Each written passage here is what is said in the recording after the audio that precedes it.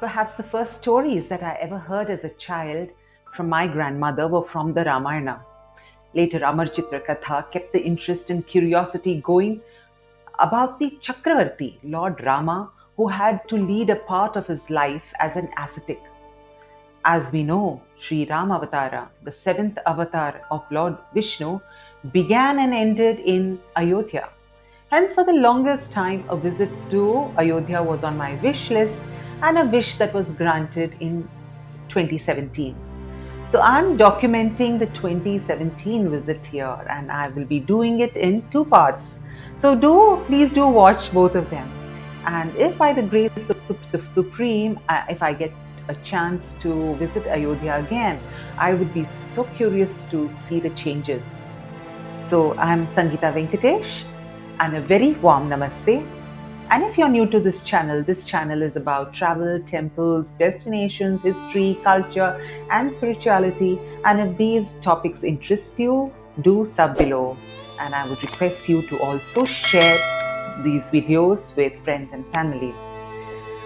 So, we flew in from Mumbai to Lucknow, and after an overnight halt in Lucknow, we set out on a drive early in the morning towards Ayodhya on a journey that took us about 2.5 hours, traversing about 135 kilometers. But if you're approaching Ayodhya from Faizabad, it is a mere 20 minutes. And even though we entered a dusty and close to dilapidated town, the feeling was indescribable. Were we actually on the soil that has been around since Treta Yuga? According to the Ramayana, Ayodhya is known to have been founded by Manu, the progenitor of mankind, and went on to be ruled by the Ikshvaku dynasty. In the Sri Vaishnavism Sampradaya, it is the 65th amongst the 108 Divyadesams and is known as Tiruvayodhi.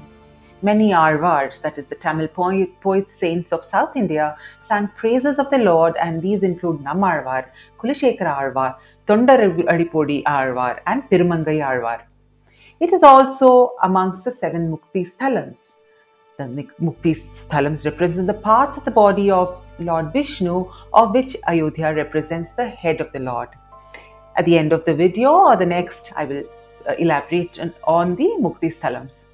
The name Ayodhya in Sanskrit means unconquerable, and it was said that it was impenetrable to both internal as well as external enemies. King Dasharatha had made sure that it was very picturesque and its layout resembled the Ashtapada or the Ashtapadi board game. The city is then believed to have been restored by Vikramaditya of the Gupta period around 4th to 5th BC, and is identified as the city of Saket of the Kosala Mahajanapada in the 1st millennium BC. This city has been referred to also in various Buddhist and Jain texts too. So our first stop was at the Sugriva Kila, and that was in the news around in the 2018 on the 750th birth anniversary of the great scholar of Sri Vaishnavism, Vedanta Desikar. And it is dedicated, this Kila is dedicated to the Vanara king Sugriva of Kishkinda, who was, of course, as many of you know, was one of the central characters of the epic. Now, it is an elevated part of Ayodhya from where you can see the vista of the entire town. The next stop was Kanaka Bhavan. It is a temple dedicated to Lord Rama and goddess Sita and is located northeast of the Janmabhoomi. And it is said that this palatial building was gifted to the newlyweds by King Dasharatha's youngest queen, Kaikeyi. And according to legend, King Vikramaditya renovated it during the Gupta period in the 4th to 5th BC. Later it was rebuilt and renovated by Vrishabhanu Kuvari, the queen of Tikamgarh, in the year 1891, and this is what we saw when we visited in 2017. So the idols of Sri Rama, Sita Devi are seated instead of the usual standing stance, and the reason being that they are very relaxed in their homes. And interestingly, there is no idol of Lakshmana too, for the same reason as the younger brother-in-law is not allowed in the sister-in-law's abode. Then the next place we visited was the Dasharath Bhavan. This is where the original palace of King Dasharatha was supposed to have existed, and this is where Lord Rama and his brothers grew up, described in the Balakanda of Valmiki Ramayana. And the bhajan, Tumaka Chalata Ramachandra Bhajata Paijanya, and I mean, that kept coming into my mind, Tulsidasa's bhajan. So finally, we went. Not finally. Then we went to Ram Janmabhoomi, and at that time, we had to go through several security checkpoints and make our way to see Ram Lalla, as the deity is fondly called. We were required to show an ID card or passport before entry, and we had to leave all our electronic devices in the back of the vehicle. We had heard that there was usually a crowd, but perhaps we were in luck as we simply breezed in through the barricaded entry with so many monkeys frolicking around. So there was a strange mix of excitement and trepidation as we reached the Sanctum Sanctorum. As we reached Ramlalla, it was indeed with a lot of mixed feelings that we paid obeisance. The Chakravarti, or the Lord of the Universe, was a good 12 to 15 feet away from us in a makeshift tent. The pujari or the priest did the aarti and the puja and gave us a prasad.